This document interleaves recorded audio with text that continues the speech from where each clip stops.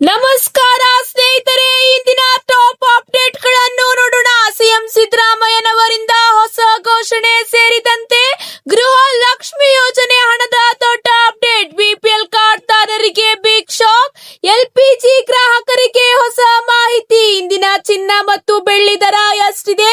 ಇದೇ ರೀತಿ ಮದ್ಯಪ್ರಿಯರಿಗೆ big shock ನೀಡಲಾಗಿದೆ. ಇದರ ಬಗ್ಗೆ ಸಂಪೂರ್ಣವಾದ ಮಾಹಿತಿ ಈ ಒಂದು ವಿಡಿಯೋದಲ್ಲಿ ಸಿಗಲಿದೆ. ಈ ಒಂದು ವಿಡಿಯೋನ ಪೂರ್ತಿಯಾಗಿ ನೋಡಿ. ಈ ಒಂದು ಮಾಹಿತಿ ಇಷ್ಟವಾದಲ್ಲಿ ಲೈಕ್ ಮತ್ತು ಶೇರ್ ಮಾಡಿಕೊಳ್ಳಿ. ನೀವು ಇನ್ನೂ ಕೂಡ ನಮ್ಮ ಚಾನೆಲ್ ಸಬ್ಸ್ಕ್ರೈಬ್ ಮಾಡಿಲ್ಲ ಅಂದ್ರೆ ಈ ಕೂಡಲೇ ಸಬ್ಸ್ಕ್ರೈಬ್ ಮಾಡಿಕೊಳ್ಳಿ. ಹಾಗಾದ್ರೆ ಬನ್ನಿ ವೀಕ್ಷಕರೇ, ಮೊದಲನೆಯ ಒಂದು ಟಾಪ್ ಬ್ರೇಕಿಂಗ್ ಸುದ್ದಿ ಏನೆಂದು ನೋಡೋಣ. ರಾಜ್ಯ ರಾಜಕಾರಣದಲ್ಲಿ ಸಿಎಂ ಬದಲಾವಣೆಯ ಚರ್ಚೆಗಳು ಮತ್ತೆ ಮುನ್ನೆಲೆಗೆ ಬಂದಿದ್ದು, ಉಪಮುಖ್ಯಮಂತ್ರಿ ಡಿಕೆ ಶಿವಕುಮಾರ್ ಅವರು ದೆಹಲಿಗೆ ಪ್ರವಾಸ ಭಾರಿ ಕುತೂಹಲ ತೆರಳಿಸಿದೆ. ಹೌದು ವೀಕ್ಷಕರೇ, ಹೈಕಮಾಂಡ್ ತೆಗೆದುಕೊಳ್ಳುವ ನಿರ್ಧಾರಕ್ಕೆ ನಾವೆಲ್ಲ ಬದ್ಧರಾಗಿದ್ದೇವೆ ಎಂದು ಹೇಳುವ ಮೂಲಕ ಶೀಘ್ರದಲ್ಲೇ ದೊಡ್ಡ ಬದಲಾವಣೆಯ ಮುನ್ಸೂಚನೆ ನೀಡಿದ್ದಾರೆ. ಹೌದು, ದೆಹಲಿಯತ್ತ ಎಲ್ಲರ ಚಿತ್ತ ಇದೆ. ನಗರದಲ್ಲಿ ಮಾಧ್ಯಮಗಳೊಂದಿಗೆ ಮಾತನಾಡಿದ ರಂಗನಾಥ್ ಅವರು, ರಾಜ್ಯದ ಇಂದಿನ ರಾಜಕೀಯ ಸನ್ನಿವೇಶ ನಿಮಗೂ ಗೊತ್ತಿದೆ. ಅಧಿಕಾರ ಹಂಚಿಕೆ ಕುರಿತು ಬಡಂಬಡಿಕೆ ಆಗಿದೆ ಎಂಬ ಮಾತುಗಳು ಇಬ್ಬರು ನಾಯಕರು ಹೇಳಿದ್ದಾರೆ. ಈ ಬಗ್ಗೆ ಹೈಕಮಾಂಡ್ ಬಗೆಹರಿಸುತ್ತದೆ ಎಂಬ ವಿಶ್ವಾಸದಲ್ಲಿದ್ದೇವೆ. ಸದ್ಯದಲ್ಲೇ ಸೂಕ್ತ ಸಮಯದಲ್ಲಿ ಹೈಕಮಾಂಡ್ ನಿರ್ಧಾರ ಪ್ರಕಟಿಸಲಿದೆ. ಅಷ್ಟೇ ಅಲ್ಲ, ರಾಜ್ಯ ಕಾಂಗ್ರೆಸ್ ವಲಯದಲ್ಲಿ ಸುಮಾರು 5-6 ತಿಂಗಳಿಂದ ಸಿಎಂ ಕುರ್ಚಿ ಕದನ ತಾರಕ್ಕೇರಿದೆ. ಅದರಲ್ಲೂ ಸಿಎಂ ಆಗಲೇಬೇಕೆಂಬ ಹಠಕ್ಕೆ ಡಿಕೆ ಶಿವಕುಮಾರ್ ಅವರು ಹೈಕಮಾಂಡ್ ಮಟ್ಟದಲ್ಲಿ ಸಾಕಷ್ಟು ಕಸರತ್ತು ಮಾಡಿರುವುದು ಎಲ್ಲರಿಗೂ ಗೊತ್ತಿರುವ ವಿಚಾರವಾಗಿದೆ. ಒಂದು ಕಡೆ ಇಷ್ಟೆಲ್ಲ ಫೈಟ್ ನಡೆಯುತ್ತಿದ್ದರೂ ಹೈಕಮಾಂಡ್ ನಾಯಕರಾದ ಸೋನಿಯಾ ಗಾಂಧಿ, ರಾಹುಲ್ ಗಾಂಧಿ ಅವರು ಯಾವುದೇ ನಿರ್ಧಾರ ತೆಗೆದುಕೊಳ್ಳದೆ ಸೈಲೆಂಟ್ ಆಗಿ ಇರುವುದಕ್ಕೆ ನಾನಾ ರೀತಿಯ ಚರ್ಚೆ ಈಗ ಶುರುವಾಗಿದೆ. ಇಂದಿಷ್ಟು ಸಿಎಂ ಕುರ್ಚಿ ಕದನವಾದರೆ ಮತ್ತೊಂದು ಕಡೆ ಹಿರಿಯ ಶಾಸಕರು ಸಚಿವ ಸಂಪುಟದಲ್ಲಿ ಅವಕಾಶ ಕೊಡಿ ಎಂದು ದೆಹಲಿಯ ಯಾತ್ರೆಯನ್ನು ಮುಗಿಸಿ ಬಂದಿದ್ದು ಪರಿಸ್ಥಿತಿ ಬುದ್ಧಿ ಮುಟ್ಟಿದೆ ಎಂಬ ಮಾಹಿತಿ ಕೂಡ ಕೇಳಿ ಬರುತ್ತಿದೆ. ಸದ್ಯ ಮೇ 15ರ ಒಳಗೆ ಸಿಹಿ ಸುದ್ದಿ ಸಿಗುತ್ತದೆ ಎಂಬ ಲೆಕ್ಕಾಚಾರದಲ್ಲಿದ್ದಾರೆ ಹಿರಿಯ ಶಾಸಕರು. ಇದರ ನಡುವೆ ಎಲ್ಲಾ ಲೆಕ್ಕಾಚಾರಗಳಿಗೆ ಬ್ರೇಕ್ ಹಾಕುವುದಕ್ಕೆ ಮತ್ತೊಂದು ಅಸ್ತ್ರ ಸಿದ್ಧವಾಗಿದೆ ಎಂದು ಕಾಂಗ್ರೆಸ್ ಪಾಳದಲ್ಲೇ ಚರ್ಚೆ ಕೂಡ ಆಗುತ್ತಿದೆ. ಇದರ ಜೊತೆಗೆ ಮದ್ಯಪ್ರಿಯರಿಗೆ ಈಗ ಒಂದು ಬಿಗ್ ಶಾಕಿಂಗ್ ನ್ಯೂಸ್ ಬರುತ್ತಿದೆ.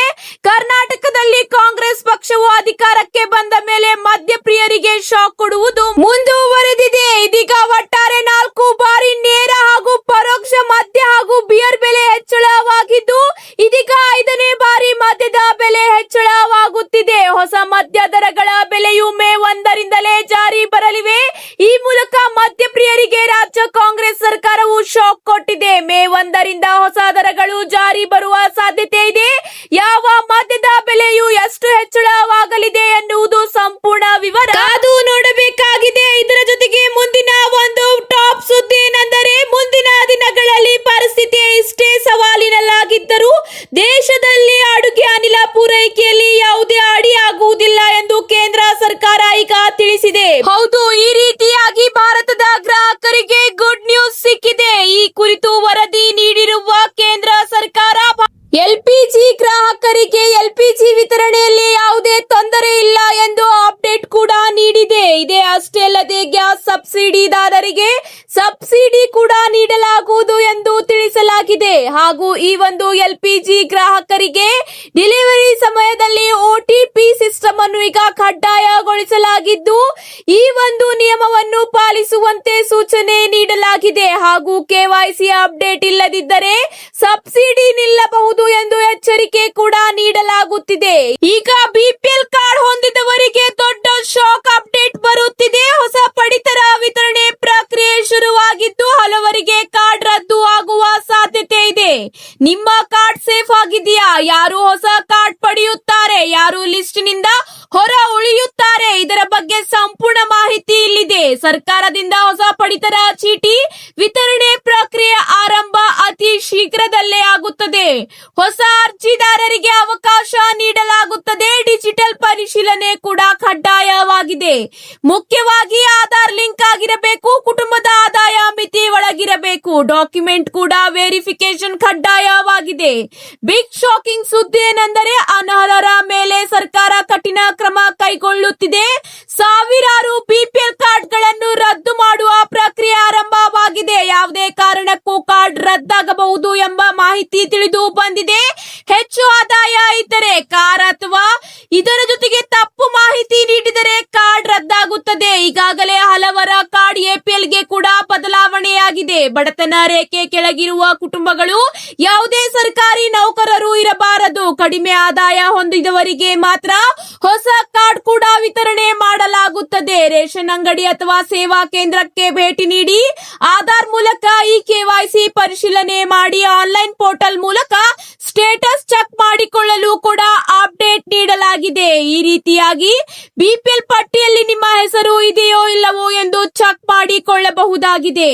ಈಗ ಇದರ ಜೊತೆಗೆ ಮುಂದಿನ ಒಂದು ಟಾಪ್ ಅಪ್ಡೇಟ್ ಏನೆಂದು ನೋಡೋಣ ಬನ್ನಿ ವೀಕ್ಷಕರೇ. ಕರ್ನಾಟಕ ಸರ್ಕಾರದ ಪ್ರಮುಖ ಗ್ಯಾರಂಟಿ ಯೋಜನೆಗಳಲ್ಲಿ ಒಂದಾದ ಗೃಹ ಲಕ್ಷ್ಮಿ ಯೋಜನೆಯ ಕುರಿತು ಹೊಸ ಅಪ್ಡೇಟ್ ಬಂದಿದೆ. ಈ ಒಂದು ಗೃಹ ಲಕ್ಷ್ಮಿ ಯೋಜನೆಯ ಫಲಾನುಭವಿಗಳಿಗೆ ಪ್ರತಿ ತಿಂಗಳು ಡಿಬಿಟಿ ಮೂಲಕ ನೇರವಾಗಿ ಬ್ಯಾಂಕ್ ಖಾತೆಗೆ ಹಣ ಜಮಾವಣೆ ಮಾಡಲಾಗುತ್ತದೆ. ಇಲ್ಲಿವರೆಗೆ ಮಹಿಳೆಯರು 29 ಕಂತುಗಳ ಹಣವನ್ನು ಪಡೆದುಕೊಂಡಿದ್ದಾರೆ.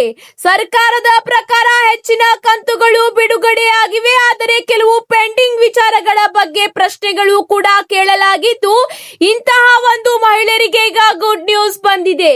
ಹಣ ಜಮಾ ಆಗದ ಮಹಿಳೆಯರಿಗೆ 7 ರಿಂದ 15 ದಿನಗಳವರೆಗೆ ಪೆಂಡಿಂಗ್ ಕಂತಿನ ಹಣ ವರ್ಗಾವಣೆಯಾಗಲಿದೆ ಎಂಬ ಮಾಹಿತಿಯನ್ನು ಕೂಡ ತಿಳಿಸಲಾಗಿದೆ. ಹಾಗೂ ಕೆಲವು ಸೂಚನೆಗಳನ್ನು ಕೂಡ ನೀಡಲಾಗಿದೆ.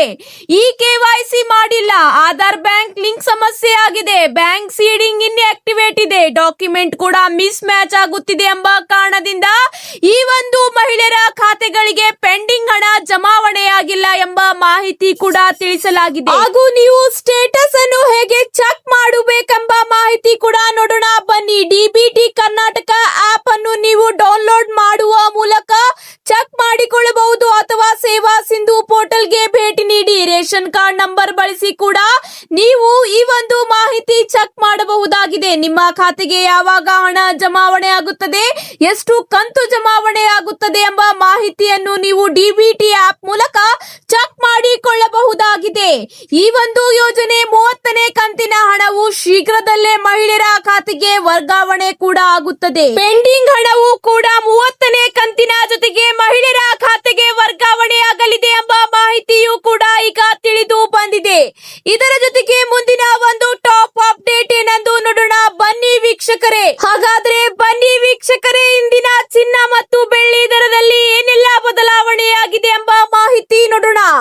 ಇಂದು ಭಾರತದಲ್ಲಿ ಚಿನ್ನದ ಬೆಲೆ ಸ್ಥಿರವಾಗಿದೆ. ಜಾಗತಿಕ ಮಾರುಕಟ್ಟೆಯ ಬೆಳವಣಿಗೆಗಳು ಮತ್ತು ರೂಪಾಯಿ ಮೌಲ್ಯದ ಸ್ಥಿರತೆಗೆ ಅನುಗುಣವಾಗಿ ಚಿಲ್ಲರೆ ಮಾರುಕಟ್ಟೆಯಲ್ಲಿ ಬೆಲೆಗಳು ಸ್ಥಿರವಾಗಿದೆ. ಹೂಡಿಕೆದಾರರು ಪ್ರಮುಖ ನಗರಗಳಲ್ಲಿ 22 ಕ್ಯಾರೆಟ್ ಮತ್ತು 24 ಕ್ಯಾರೆಟ್ ಚಿನ್ನದ ದರದ ಮೇಲೆ ತೀವ್ರ ನಿಗಾ ಇಟ್ಟಿದ್ದಾರೆ. ಹೌದು ವೀಕ್ಷಕರೇ, ಕಳೆದ ವಾರ ಅಂತಾರಾಷ್ಟ್ರೀಯ ಮಾರುಕಟ್ಟೆಯಲ್ಲಿ ಉಂಟಾದ ಸಣ್ಣ ಪುಟ್ಟ ಏರಿಳಿತಗಳ ನಂತರ ಇಂದು ಮಾರುಕಟ್ಟೆ ಶಾಂತವಾಗಿ ಆರಂಭವಾಗಿದೆ. ಹೌದು, ಸ್ಥಳೀಯ ತೆರಿಗೆಗಳು ಮತ್ತು ಸಾರಿಗೆ ವೆಚ್ಚಗಳಿಂದಾಗಿ ಭಾರತದ ವಿವಿಧ ನಗರದಲ್ಲಿ ಚಿನ್ನದ ಬೆಲೆಯಲ್ಲಿ ವ್ಯತ್ಯಾಸವಿರುತ್ತದೆ. ಹೌದು ವೀಕ್ಷಕರೇ, ಇವತ್ತಿನ ಚಿನ್ನ ಮತ್ತು ಬೆಳ್ಳಿ ದರ ನೋಡುವುದಾದರೆ 24 ಕ್ಯಾರೆಟ್ ಚಿನ್ನದ ಬೆಲೆ 1 ಗ್ರಾಂಗೆ 15,300 ರೂಪಾಯಿ ಆಗಿದೆ. 22 ಕ್ಯಾರೆಟ್ ಚಿನ್ನದ ಬೆಲೆ ಪ್ರತಿ ಗ್ರಾಂಗೆ 14,200 ರೂಪಾಯಿ ಆಗಿದೆ. 18 ಕ್ಯಾರೆಟ್ ಚಿನ್ನದ ಬೆಲೆ 1 ಗ್ರಾಂಗೆ 11,500 ರೂಪಾಯಿ ಆಗಿದೆ. ಇದೇ ರೀತಿ ಇವತ್ತಿನ ಬೆಳ್ಳಿ ಬೆಲೆ ನೋಡುವುದಾದರೆ 1 ಗ್ರಾಂಗೆ 260 ರಿಂದ 270 ರೂಪಾಯಿ ಇದೆ. ಅದೇ 1 ಕೆಜಿಗೆ 2,60,000 ದಿಂದ 2,70,000 ರೂಪಾಯಿ ಆಗಿದೆ. ಇದೇ ರೀತಿ ಇತ್ತೀಚಿನ ಚಿನ್ನದ ಬೆಲೆಯಲ್ಲಿ ಸ್ವಲ್ಪ ಇಳಿಕೆ ಕಂಡು ಬಂದಿದೆ. ಬೆಳ್ಳಿ ಬೆಲೆಯಲ್ಲಿ ಅಂತಾರಾಷ್ಟ್ರೀಯ ಕಾರಣಗಳಿಂದ ಏರಿಳಿತ ಕಾಣುತ್ತಿದೆ. ಡಾಲರ್ ಬಲ ಮತ್ತು ಗ್ಲೋಬಲ್ ಮಾರ್ಕೆಟ್ ಪರಿಣಾಮದಿಂದ ದರ ಬದಲಾವಣೆಯಾಗುತ್ತಿದೆ ಎಂಬ ಮಾಹಿತಿ ತಿಳಿದು ಬಂದಿದೆ. ಇದರ ಜೊತೆಗೆ ಮುಂದಿನ ಒಂದು ಅಪ್ಡೇಟ್ ಏನೆಂದು ನೋಡೋಣ. ಪಶ್ಚಿಮ ಏಷ್ಯಾದಲ್ಲಿ ಯುದ್ಧದಿಂದ ಮತ್ತು ಹಾರ್ಮುನ್ ಜಲಸಂಧಿಯಲ್ಲಿ ಹಡಗು ಮಾರ್ಗಗಳಿಂದ ಉಂಟಾಗಿರುವ ಅಡೆತಡೆಗಳ ನಡುವೆ ಜಾಗತಿಕ ಕಚ್ಚಾ ತೈಲ ಮಾರುಕಟ್ಟೆಗಳು ಸಂಕಷ್ಟಕ್ಕೆ ಈಡಾಗಿದ್ದರೂ ಭಾರತದಲ್ಲಿ ಇಂಧನದ ಬೆಲೆಗಳು ಸ್ಥಿರವಾಗಿವೆ. ಹೌದು ಸ್ನೇಹಿತರೆ, 5 ರಾಜ್ಯಗಳ ಚುನಾವಣೆಗಳಿಗೆ ಮುಂಚಿತವಾಗಿ ರಾಜಕೀಯ ಸೂಕ್ಷ್ಮತೆ ಹೆಚ್ಚಾದ ಕಾರಣ ಬೆಲೆಗಳಲ್ಲಿ ಯಾವುದೇ ಏರಿಕೆ ಕಂಡು ಬಂದಿಲ್ಲ. ದೆಹಲಿಯಲ್ಲಿ ಪೆಟ್ರೋಲ್ ಬೆಲೆ ಲೀಟರ್ಗೆ 94.77 ರೂಪಾಯಿ ಇದೆ ಮತ್ತು ಡೀಸೆಲ್ ಬೆಲೆ ಲೀಟರ್ಗೆ 87.67 ರೂಪಾಯಿ ಆಗಿದೆ. ಬೆಂಗಳೂರಿನಲ್ಲಿ ಪೆಟ್ರೋಲ್ ಬೆಲೆ 102 ರೂಪಾಯಿಯಿಂದ 103 ರೂಪಾಯಿ ಪ್ರತಿ ಲೀಟರ್ಗೆ ಸಿಗುತ್ತಿದೆ. ಇದೇ ರೀತಿ ಡೀಸೆಲ್ ಬೆಲೆ ಕೂಡ 90 ರಿಂದ 91 ರೂಪಾಯಿ ಪ್ರತಿ ಲೀಟರ್ಗೆ ಸಿಗುತ್ತಿದೆ ಎಂಬ ಮಾಹಿತಿ ತಿಳಿದು ಬಂದಿದೆ. ಇವತ್ತಿಗೆ ಇಷ್ಟೇ ವೀಕ್ಷಕರೇ, ಮತ್ತೆ ಸಿಗೋಣ ಹೊಸ ಅಪ್ಡೇಟ್ ಜೊತೆಗೆ. ಈ ಒಂದು ಮಾಹಿತಿ ಇಷ್ಟವಾದಲ್ಲಿ ಲೈಕ್ ಮತ್ತು ಶೇರ್ ಮಾಡಿಕೊಳ್ಳಿ. ಧನ್ಯವಾದಗಳು.